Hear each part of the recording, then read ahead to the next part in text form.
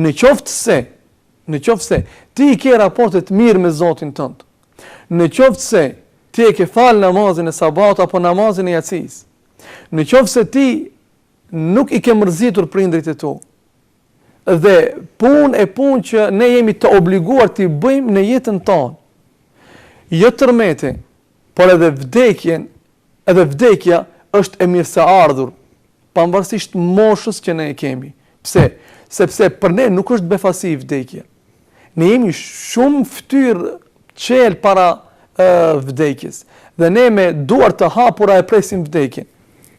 Por atëherë kur ne e dim se jemi duke shkuar tek një Zot, i cili Zot do të na shpërblej për punën që ne e kemi bërë në këtë dunjë. Në atë çfarë theti, a duhet friksohemi? Në këtë parën, normal që s'kemi pse të friksohemi.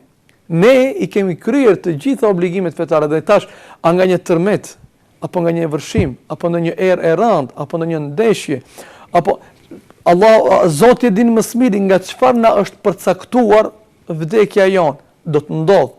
Dhe neve nuk na befason, sepse ne që në momentin që kemi dalë në këtë dunjë, ne kemi lexuar disa ajete kuranore që neve na kanë qartësuar këtë çështje. Për shembull, çdo shpirt, Zoti thot në Kur'an, do ta shijojë vdekjen, pastaj tek ne do të ktheheni. Tash besimtari kur e lexon me bindjen dhe me besimin e plot në këtë, ai nuk për atë nuk është më befasi vdekja. Pastaj vdekjen e kemi më afër se damari i qafës. Ne jemi të përgatitur dhe duhet të përgatitemi në fakt se neve mund të na ndodh vdekja në çdo moment dhe ne në çdo moment duhet të jemi mirë. Për këtë besimtari, çdo takim që do ta ketë me njerëzin do ta mendoj si takimin e tij të fundit. Çdo përshëndetje me familjarët e tij në shtëpi kur del nga shtëpia duhet ta kujtoj si përshëndetja e fundit. Çdo përshëndetje në mbrëmje me nënën kur shkoj në gjumë, do ta mendoj si përshëndetja e fundit. Çdo namaz, çdo zeqat, çdo agjerim, çdo punë të mirë që bën, duhet ta perfeksionoj, do ta bëj në formën më të mirë të mundshme. Dhe do ta mendoj se kjo mund të jetë e fundit për ta. Sepse nuk do të ketë më një mundësi të tjetër. Se realisht një përshëndetje do të jetë e fundit e jona në jetë. Realisht një namaz do të jetë i fundit në jetë. Realisht një punë, një vepër e mirë do të jetë e fundit, por kur të gjitha këto ti i bën, ti s'ke më çka friksohesh, po do ndodh tërmet, por le ndodh se nuk jam unë ai që e ndali. Sigurisht. Po do ndodh, po le të ndodh, po ka mundësi të jetë me fatalitet shumë të rëndë. Caktimit të Allahut xhalleshanu nuk i iket. Andaj çfarë? Andaj do të thonë duhet të jetë i qetë dhe duhet të qëndroj pa asnjë farë lloj panike dhe duhet të shtoj sa më shumë istikfarin. Mirë, po kur friksohet njeriu? Njeriu friksohet atëherë kur nuk është i gatshëm për me dalë para Zotit. Pse? Sepse ai ka lexuar, ndoshta për shembull, ka lexuar një ajet kuranor tjetër. Allahu i thot pejgamberit alayhi salam, o Muhammed, ti do të vdesësh. Ti do të vdesësh në moment, por edhe krejt të tjerët pas teje kanë për të vdekur. Dhe tash ne kur e lexojmë këtë ajet kuranor ne kemi të qartë çështjen e vdekjes. Por çfarë pas vdekjes? Pas vdekjes në disa ajete neve na qartësohet se ne do të dalëm para Allahut dhe për të dhënë llogari. E tash njeriu kur e din se nuk është i përgatitur për llogarinë që duhet ta jep para Zotit, ai do të kërkojë domethënë që të jetojë, edhe do të friksohet nga një sikur një student për shembull, i cili e din se do duhet të dalë në provim dhe e din se nga të gjitha pyetjet e mundshme, jo do t'i parashtrohen në provim, ai nuk është i përgatitur në asnjërin. Ai domethënë do të ketë frikë që të hinë në provim. Por një student që është të kujdesur duke i ditë pyetjet, duke i mësuar ata, ai domethënë me zi që pret të del para profesorit dhe të merr notën e merituar.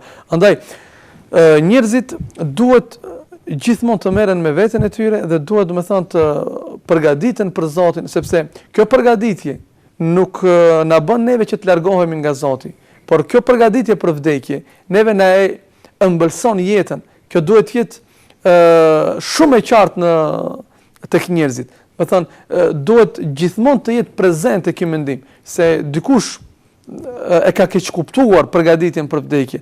Do thënë kur thot dikush se filani është i përgatitur për vdekje, neve më njëherë na shkon mendja se ai nuk ka lënë namaz pa fal, ai do të thënë nuk ka lënë agjerim ditë pa agjëruar, ai ka kryer haxhin dhe qenë ka i përgatitur.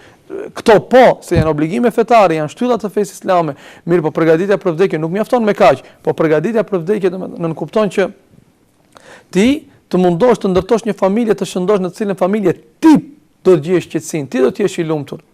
Me përgatitje për vdekje në kupton që ti të jesh në shoqërinë e njerëzve të cilët kanë hallë dhe kanë brenga. A dini sa e këndshme është që të jesh arsye dhe sebeb që dikujt t'ia kthesh buzëqeshin.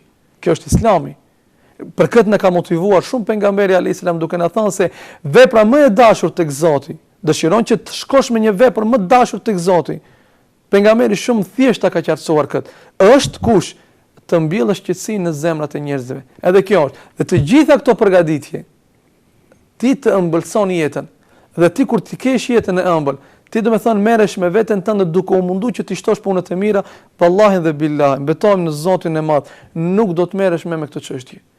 Tërmet do të ketë sonte, vërshim do të ketë sonte, apo filloj të frin era, do të prishet kjo normal do të thonë njeriu që të gjithë jetën e tij e ka harxuar për ndërtuar një shtëpi.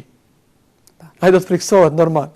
Sepse çfarë nëse më prishet shtëpia mu?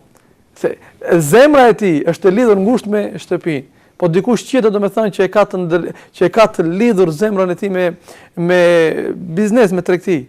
Me thonë, ai ka harruar Zotin. Normal do të thonë mërzitet. Duhet mërzitet njeriu. Mirë, po jo deri në atë mas kur ai do të thonë nuk ka asnjë lidhje me Zotin. Ai nuk ka asnjë komunikim brenda ditëve dhe jetëve dhe viteve që i ka kaluar me Zotin, krejt jetën e ka harxhuar tek ajo pasuri, ndodh një vërshim. Për 20 minuta çkatrohet gjithçka dhe tash çfarë? Ose mund të rezultojë me çmenduri. Pse se atë çka ndërtoi u shkatrua, këndaj do të thonë me Zotin nuk i ka raportet e mira, si mund me. Po kur njeriu i ka raportet e mira me Zotin, kur njeriu shpreson dhe e njeh Zotin me emrin Er-Rezak, se Allah është furnizuesi, ai ka shumë të lehtë, do të thonë ti te kaloj të gjitha këto.